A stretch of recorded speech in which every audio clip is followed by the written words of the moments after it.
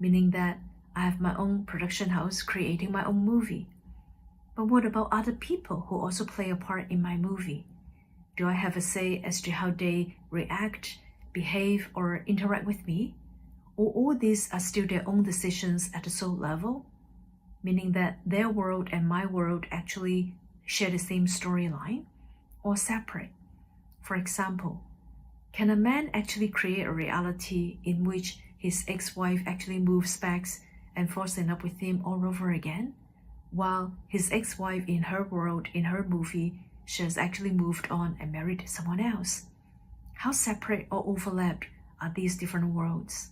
It can happen that way, although again, it depends upon how it serves a purpose in that life path to experience those things. The idea is that you make agreements with others, agree to different kinds of storylines, as you say, but you still experience your version of those stories in your reality. By agreement, others will seem to share the same reality, even though they are in their own reality, perceiving their versions of you as you are perceiving your versions of them. So you are creating your versions of them, and it will be based on your belief systems about what you need from them, which can be either slightly or very different from what they may perceive in their reality of their version of you. It just depends on how closely aligned the different versions have agreed to be in terms of what you experience with each other in creating those representations of each other in your own realities.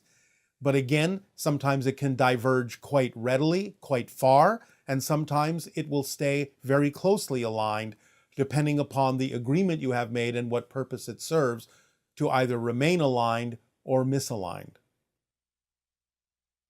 Good day, good day. Ha'ata Bashar. Ha'atu. Ha'atu. Wow. Um, hmm. I feel great. It's a great day. All right. Uh, I feel like we have had a conversation before, maybe telepathically. I was standing out in my yard and I had just listened to some of your stuff and yeah, I could feel something. I don't know if it was that me making it up in my head with my It is your higher mind, and also in combination with us, because we have many conversations with people on the non-physical realm before we have them in the physical realm. But the idea is that it always involves your higher mind to gain practice for you in understanding that your higher mind can answer all the things we have been answering for all of you for all this time as well. cool. I do want to ask some specific questions. One, I'll just start off with one of them is about um,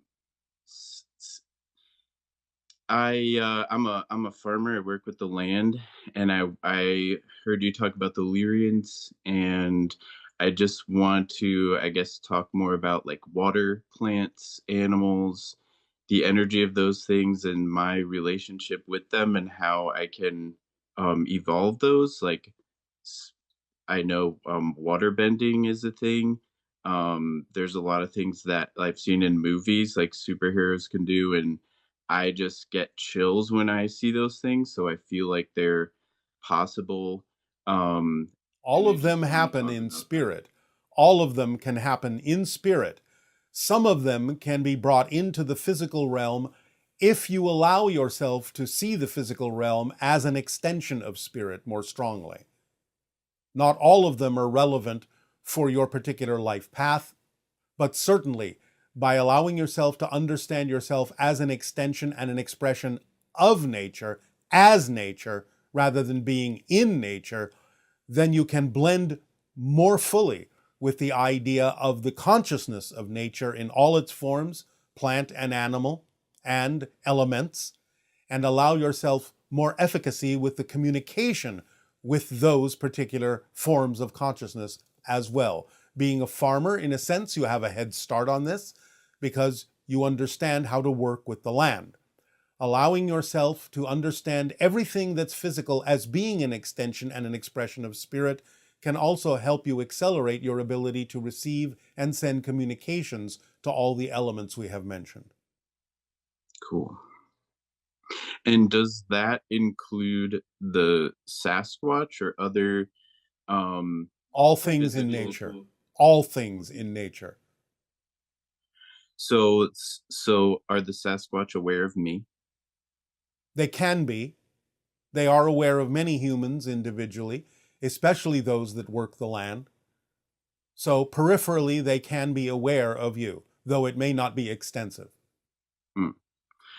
What is a way to sort of invite them, I guess, or Go into the forests where it has been said they inhabit, where it has been said they visit, and allow yourself to begin the cryptic meditations that Willa has delivered to all of you in the past. Sitting with your back to a tree, near a source of water, listening to the water, and extending your mind deep underground into the root system and the mycelial network of the tree, and beginning to blend with the communication between the trees in that way, can also connect you to many forms of nature, including the elementals and including the idea of Sasquatch. Begin those kinds of meditations on the cryptic journey, and it can improve your ability to perceive and receive communication from many different kinds of beings that exist that many people on your planet don't even know about. cool. And teleportation, is that possible with my physical body, or do I need some sort of ship? No, you do not need a ship. You have to understand that you're already teleporting all the time. That's how you move. You jump from moment to moment. You teleport from moment to moment. It's just that you do it so smoothly and so quickly, you don't even know you're doing it.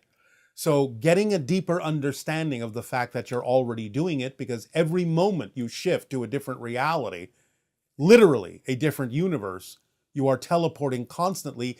Even to have the experience of a movement like this requires teleportation through billions of different parallel universes.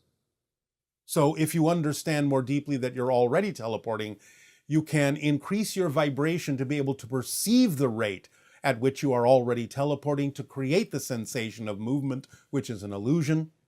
And therefore, by increasing your frequency, you can match the frequency more readily of how you are shifting from reality to reality and perceive that you are always teleporting. And in doing that, you can learn to teleport in different ways that are more perceivable by those around you. But again, it depends on whether this is relevant for your life path. Cool. And I've heard you say before that when the earth changes, it's not the earth changing, it's me shifting into different versions of earth. As I just explained again, Yeah. So so what is my desire to to regenerate the earth, to regenerate the land, if it's me shifting into something different? the desire is to be a living example of the state of being and the actions that go along with that state of being that allow others to see in you how they can also choose to shift to versions of Earth that are more reflective of what they prefer. Cool. And one of my last questions here, I want to get a little bit more specific about my personal myself. Um, I know that I also listen to Abraham Hicks, so I know that in my vortex, there's this all around me is this pure, massive well-being, and I know that there are some thoughts that may be foreign beliefs that resist me allowing who I am to flow, and those thoughts are what I want to get at so that I can, I guess, All right. identify them. Well, the easiest way to do that is ask yourself how it serves you to hold on to them, because you don't hold on to anything that you don't believe serves you. So you have to look for the structure and the nature of what the belief is telling you and realize that you may have a belief that is causing you to be afraid to move forward because the belief is telling you that if you do let go, something worse will happen. So you have to find out what that belief is saying to you to see that it's nonsensical and not a fact. It's just a story. Hmm. And is that something that you're able to see in me? Or how do you I think can you? only tell you how to allow yourself to discover it. Because again, this goes to the motivational mechanism. Listen carefully. You hold on to anything you believe serves you, even if it's a negative thing, because you believe the alternative would be worse. So you'll hold on to even something negative if you believe it's the safer alternative. So you have to find out what you're afraid might happen if you move forward in the direction you say you prefer, but find that you're not moving forward in that direction. It can only be because you have a belief that says moving forward in that direction would be worse than staying put, no matter how negative staying put actually would be. So you have to discover within yourself what you're afraid of might happen if you move forward. Okay. And when I live in Hawaii, is there Yes. anything here, maybe around my location, that What might island are you on? say that again? What island are you on? Maui. All right. You understand that Haleakala is the heart chakra of the world, yes? Yes. The heart vortex. Allowing yourself to meditate in the understanding will open up your heart and open up communication to many different forms of elemental being. Cool. Does that serve you? Yes. Um, what about my last question is about you. Um, Yes. do you have human friends? Do you ever hang out on Earth? I have not Do you set want to be foot friends? upon your planet at this time. My ship is in your atmosphere, but I have not set foot upon your planet at this time. We consider all humans potentially to be our friends if they are willing to be so. Well, I am, and it'd be cool to hang out. Um, There may come a time when that is possible physically. For now, it is not yet the time. okay. And my last question that comes up is about dragons. Dragons are a projection of a certain interdimensional form of consciousness that is interpreted in your reality as the form of a dragon. That's not how they look in their own reality, but it is an expression of ancient wisdom and great power that takes that form because that's the form that your physical reality best interprets those interdimensional forms of consciousness. Cool. Okay.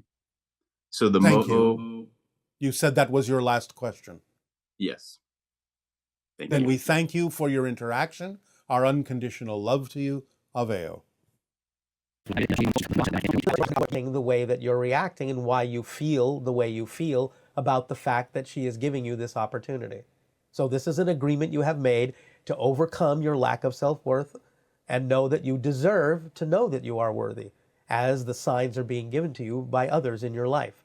Choose the path you really prefer and let go of the path that you don't. Greetings, Bashar. How are you? Good day. Perfect. And you? Oh, I'm perfect as always. Yeah, this has been pretty synchronistic. My Wi-Fi went out as soon as my Zoom started, and that was a fantastic synchronicity, and it's a great practice of just letting go of any insistence of any outcome and staying in a positive state. Yes, and then being able to tap into the information you need in other ways, like telepathically. Exactly. It's like if this conversation happened in this way, that would have been fantastic. And if it didn't, it would have served me just as it was in that way. A good lesson in the idea we have already mentioned in this transmission, that it's not about what happens, it's about what you do with what happens that makes the difference in your reality. Yeah, so, amen. Well done. Amen. So I was in Sedona for your transmission back in September. And I know, a lot of people were taken back from the political statements that you made. So was I, but I didn't stay in a negative space. I quickly neutralized my beliefs and my feelings. regarding those statements, and went back to what you had just mentioned, that it's what we do that matters. It's the actions that we take. Anything outside of ourselves, it doesn't matter. And this has been such a fantastic opportunity for me to really hold true to my beliefs and not give in to any of these external circumstances. Because, all right, fast forward to the present time, we have a male candidate that is our, presidential leader again.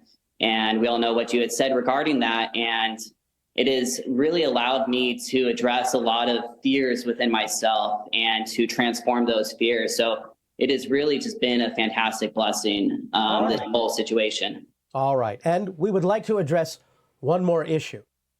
Go ahead. Based on the surprise reactions that people had about the fact that we said anything at all regarding your politics, which is unusual for us. But the point is, it's not going to be that unusual in the future. Because as contact occurs, do you not think we're going to become more involved in every aspect of your society, including your politics?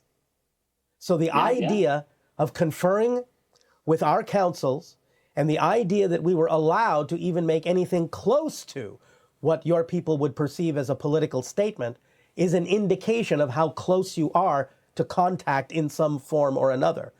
Because we are going to be involved in every layer of your society, including your politics, your sociology, your economics, your religions. Everything will shift. Everything will change. Our presence isn't going to leave any aspect of your society untouched. So we want you to understand how everything in some way, shape, or form will shift, but it will shift in a way that will allow you, all of you, to process what you need, to face the challenges that you need in a way that will serve humanity evolutionarily to the benefit of humanity for your forward momentum into the future. So realize when you are asking for contact, it doesn't mean we're going to remain aloof or separate from you in terms of the things that happen on your planet. We're going to be involved in every aspect of your society in many different ways, technologically, sociologically, politically, religiously, spiritually, really, economically, everything. So that's what contact really means. The fact that we could address something even similar to a political comment shows you how close you're getting to having our involvement on your planet. Okay, well, yeah, thank you for those words. And I'd like to bring up another event that occurred to me when I was in Sedona. Yes. And so I had just gotten to Sedona a few days before the event, and I met my mother, who now lives in Sedona, at Bell Rock, and it was around 9 o'clock at night, so the stars were out, and we went for a short hike to get into the beautiful energy of Bell Rock. And it was just so amazing to be there. And just the thoughts that were coming to my mind where, I know contact is going to happen and is already happening. However, I don't need to put the insistence that contact does need to happen in order to feel fulfilled, in order to be happy, because I put so much emphasis on it over the past years, and so much pressure on myself to make all this happen. But ultimately, it's like that in itself is still a condition. Is still. Yeah, absolutely. It's not that you need contact, and in fact, not needing it is what actually allows it to happen more quickly. Yeah, absolutely, absolutely. And so I was explaining this to my mom, and I really felt it within my heart, and it was so beautiful. And so we later went on back to the parking lot from Bell Rock. And as we were just about to get to the parking lot, I decided to stop and just take in the moment one last time, because it was that beautiful. I just wanted to soak every second of it in.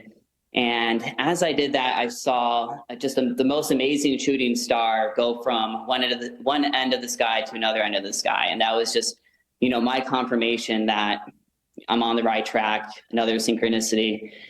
My question for you was that Was that a shooting star, or was that possibly a ship that I had saw?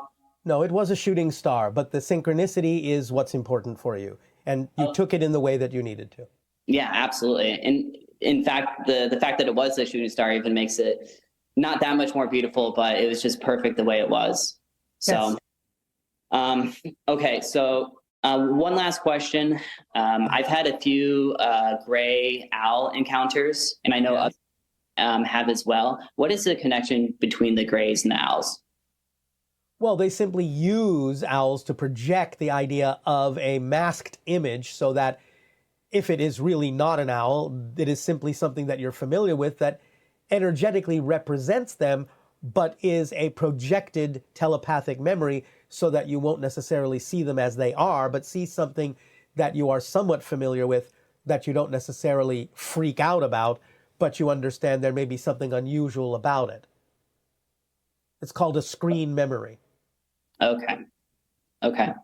Why owls though? Why not another bird or another animal? Well, they have very large eyes, like the grays. Okay. There are other animals that have been reported in those screen memories, like deer and some such animals along those lines. But owls, again, as you say, gray owls, well, gray, large eyes, and wisdom. Owls are wise in your archetype, yes? They are. They are. All right. And they are, in the night, because of their wing structure, very silent. They are suddenly upon you before you know it, because you don't hear them coming. So all of those qualities and attributes do fit the grays as well. Okay, that makes a lot of sense. Okay, well, I appreciate your time, and thank everybody, physical and non-physical, is here participating in these interactions. All my love to you. Our unconditional love to you as well. Avail. Good day. Iliave, thank you. Hello. Firstly, I'd like to say thank you to Darryl and Bashar for all that they do for us. I have a question I'd like to ask Bashar, please. I understand from his teachings that when we are awake in the physical reality that we know, we are actually asleep because we are still in spirit and we have never left spirit.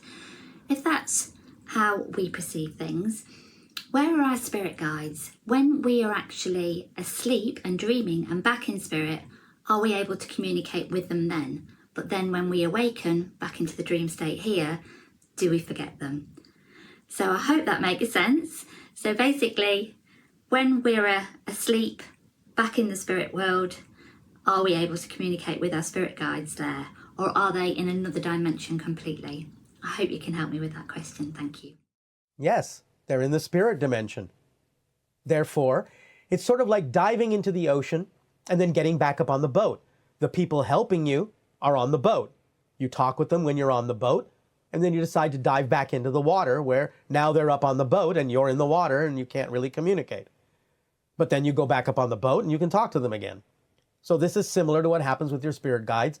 You focus on your physical experience, you withdraw within yourself. Now, a portion of your consciousness as the soul is still there and still communicating with them, but as the physical being, you don't necessarily perceive all of that. But when you go to sleep, when you relax and go back into the connection of your spirit self, then yes, you're having communication. Sometimes you may remember them as dreams, or you may not remember them at all. Depends on how it serves a purpose to remember it, or how you remember it. But yes, that's basically what's happening. You focus down into physical reality. You want to focus on your physical life. You don't want to be interfered with. You want to be left to your own devices. The guides up on the boat will guide you subtly through synchronicity and a few other kinds of methodologies.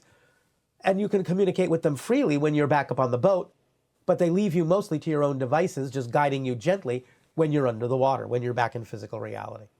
That's just the way it works. It's the way you want it to work. Good day, good day, good day. Good day, Bashar. What would you like to discuss? Well, I'd like to thank you, my deep appreciation to you for this interaction. And I would like to start with discussing step 5, volunteering of the Interstellar Alliance social experiment. Yes? I joined something called a threshold choir, which is a small choir of people who sing for people who are transitioning into spirit. All right. hospice patients. And I was wondering, from a harmonic perspective, could you tell me how music helps to unlock people from physical reality? Well, it can contain harmonics that are representative of the higher frequencies of the spirit realm, and therefore get them familiar by imbuing them with those frequencies, by bathing them in those frequencies, get them used to the vibrations that are representative of the higher spiritual realm and make the transition easier for them. Oh, okay. Sort of like lubricating the path, Mm-hmm. putting them in a calm state that allows the transition to be smoother by bathing them in the harmonics of where they're going. Oh, interesting.